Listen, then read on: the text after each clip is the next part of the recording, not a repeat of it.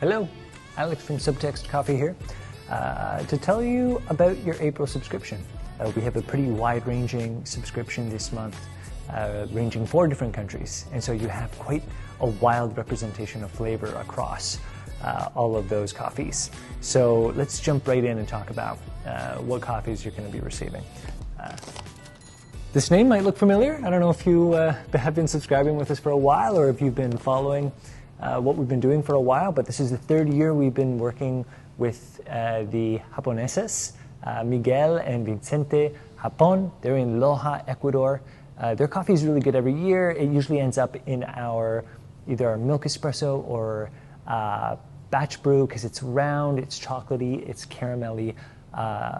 We enjoy it very much every year, but this year it's even better. I think it's really showing a little bit more of that 2,000 meters above sea level altitude where their farm is situated. And we have Caturra Bourbon in San Salvador, being its varietal makeup. It's a washed coffee, so you have a washed field blend. Generally a pretty good representation of terroir. What else can we say? It's got praline notes, apricot, has a little bit of black tea quality, just really enjoyable, comforting, crowd-pleasing, that first coffee of the day kind of profile. So excited for you to try it, especially excited for you to compare it if you had tried it in previous years, because we think this one's really good. The next coffee in your subscription, that is a name that you might not recognize. So that's Githembe AA. And you might not recognize it because this is the first year we've worked with the Ethiopian FCS, or Farmers Cooperative Society. You might see FCS on some Kenyan coffees under producer, if the coffee roaster you're sourcing from labels the coffee by producer, which honestly doesn't happen that often for Kenyan coffee because they're generally named after the factory or the processing station where the coffee comes from. But yeah, FCS is just an acronym for Farmers Cooperative Society. They're growers groups, and they generally represent a geographic area. So a collection of farmers around a specific town or city or just general growing area. This coffee is in Kirinyaga. There are other stations that the Thiririku FCS has. So you might see other names, and that just means that those coffees didn't come from the Githembe station. It's worth talking about Kenyan coffee just for a quick second because it's been a topic of conversation within specialty coffee. I think many people in the specialty coffee industry have lamented to some degree that Kenyan coffee doesn't quite taste like it used to. Maybe they've said that it doesn't have those kind of brooding black fruits that we saw from pure SL28s as long as 10 years ago. And I don't think they're wrong. I mean, I think it's a little bit more controversial to say that they're not as good. I think the profile has changed, and maybe if you don't like this current profile as much, you might think that quality is decreased. I do think it's harder to find. We work pretty hard to find those really special Kenyan coffees. I think the coffees that we get from Apex are pretty spectacular. There's some of the more like what we would call classic tasting Kenyan coffees. So why has that quality changed, or why have those characteristics changed in Kenyan coffee?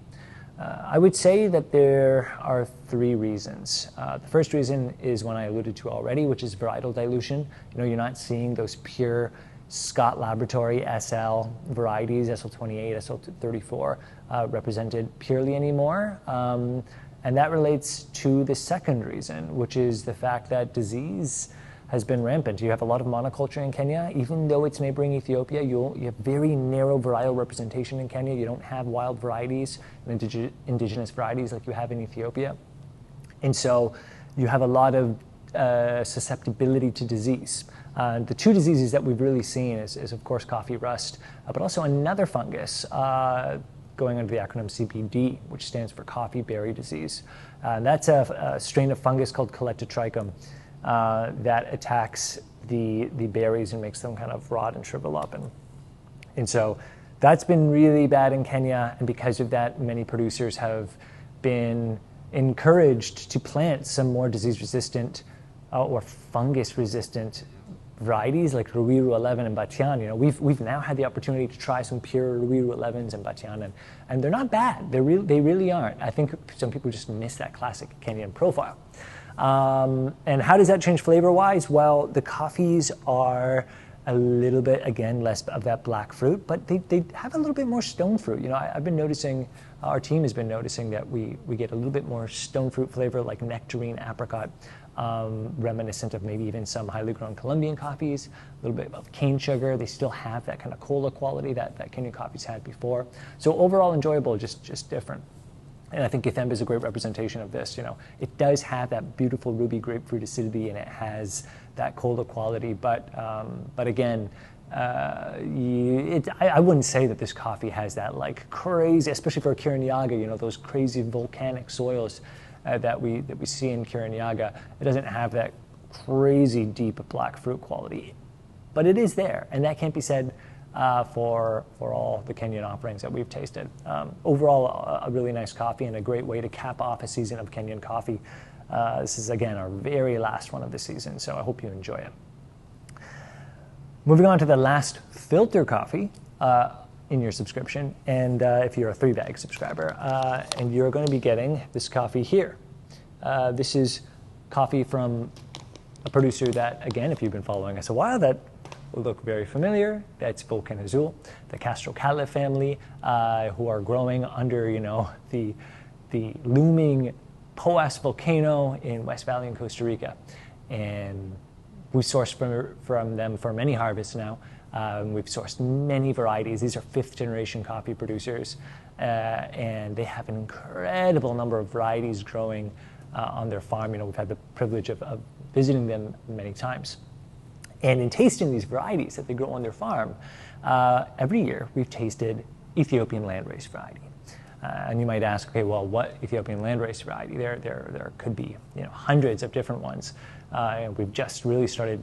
We've been seeing a lot of jerk varieties, Jimma Agricultural Research Center varieties, but there are many other non-documented varieties growing in Ethiopia. So the question is, what variety does Volcan Azul have, sub-variety? And the answer to that question is we don't know, because Alejo gets his seeds from Kati. He's close to one of the other most notorious, esteemed research stations in the world, Kati in Costa Rica.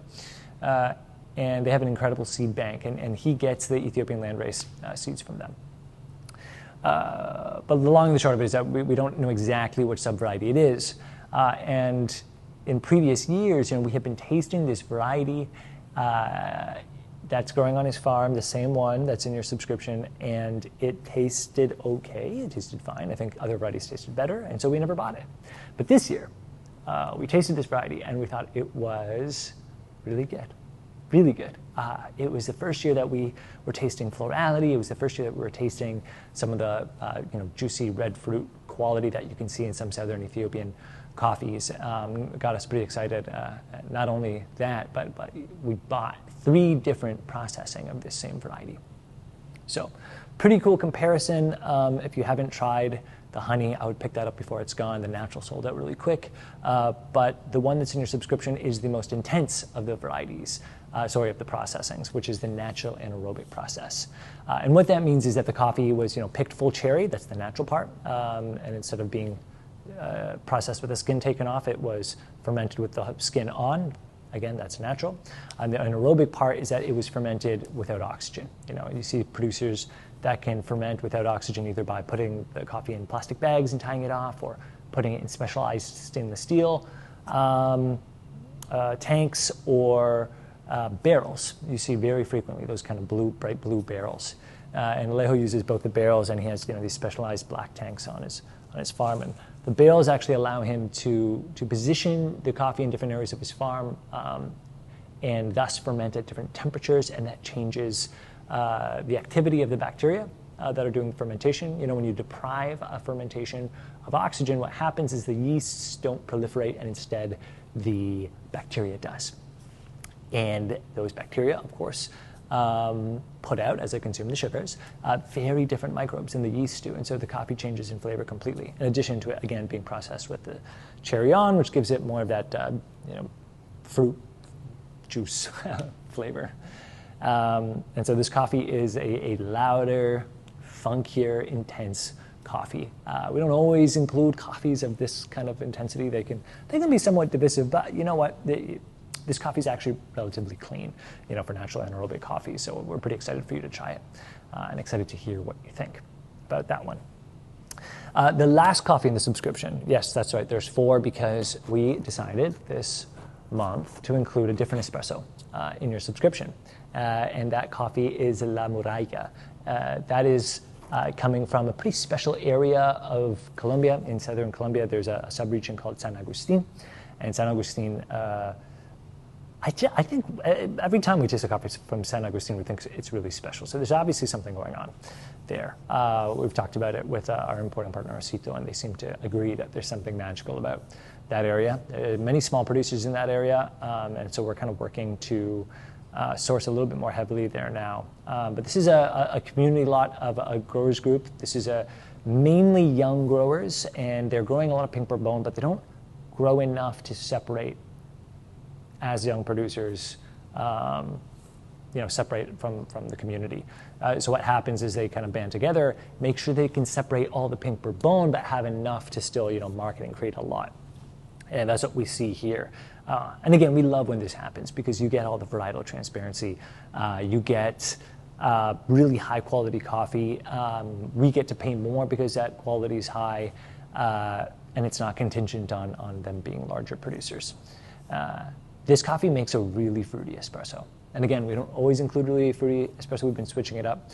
We are still working on the variety subscription. So I believe starting next month, we're going to have an espresso subscription where you get multiple different bags in addition to this one. You can choose if you want the same coffee or multiple different coffees. But this month's coffee is going to be a fruity one. It does taste good with milk. Just make sure you follow the recipes to a degree in the email. Again, any recipe we give you, you have to take into consideration your water, your grinder. You have to adjust to taste. If the coffee tastes, really more sour and balanced, you have to pull the shot longer in yield, and potentially a bit longer in time as well. I would just run the risk.